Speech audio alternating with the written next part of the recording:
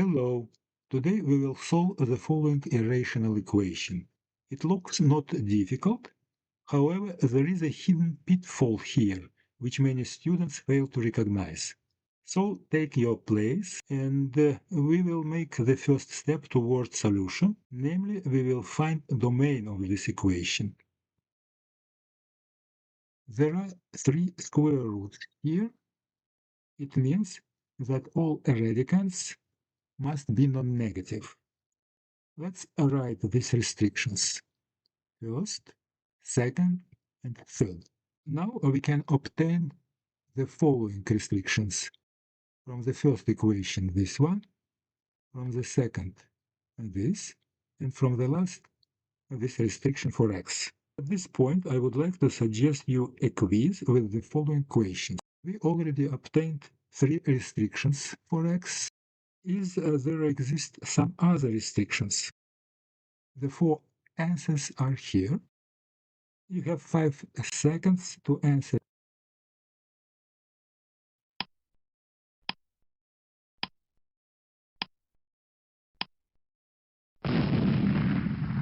Okay, take additional 3 seconds. And now, what are your answers?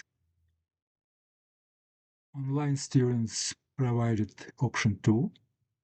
John said option 4. And Jen said option 4 also. The right answer is option 4. Why it is so? Let's look to our equation. The right-hand side is a square root, so it is non-negative. The left-hand side, according to this, must be also non-negative. So we have this inequality. To continue, we need first to solve this inequality. Let's do this. First of all, we move this square root to the right-hand side of inequality. Then we find square of both sides, simplify this inequality. And finally, we have for x the following restriction. This is additional restriction on the domain of our equation. Let's write down all found restrictions. The numbers in the right-hand sides of these inequalities we put on the number axis. And let's look on these inequalities step by step. The values of x satisfying this inequality are here. For the second are here, third here, and fourth are here. The part of the number axis which satisfies all four inequalities is interval from negative 1/2 to positive 3/2. So here. And this is domain of our equation. We rewrite this domain in algebraic notation, and this is the answer. Now we can start solution of our equation itself. First, we move this square root to the right. Then square both sides of this equation. Calculate. Simplify this equation.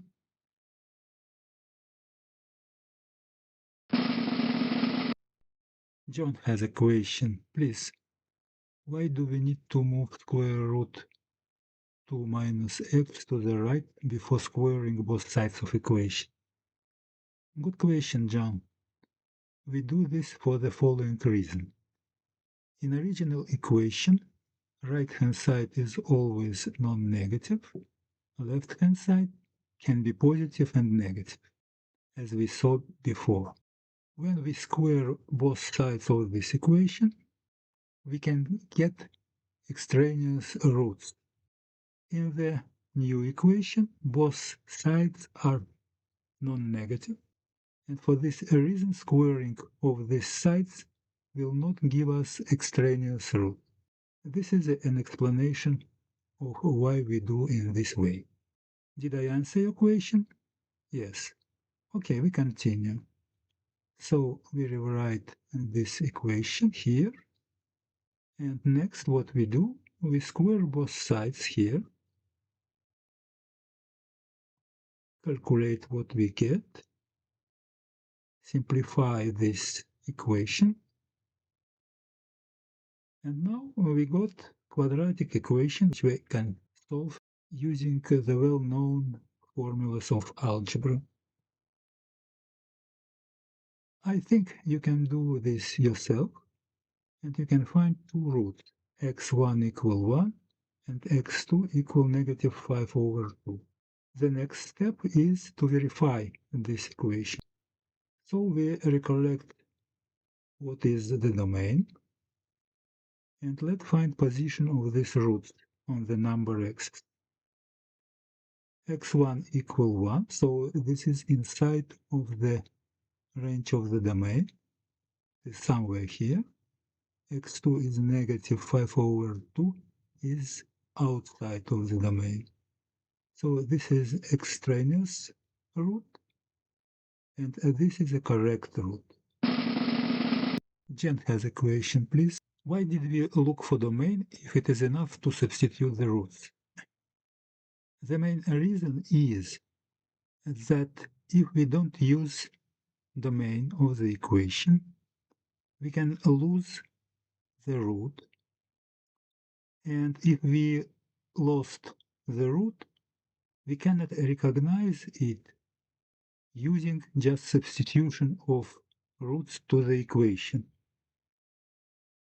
But analyzing domain of the original equation and comparing this domain with the domain of the final equation, we can recognize that we lost the root and we can restore it. Did I answer your question? Yes, okay. So we can write down the final answer, x equal 1, and the problem is solved. If you have another solution, please share it with us in comments section and we will discuss it later. And you can help us in our work with your likes, subscription, and positive or negative comments. Thank you for your help.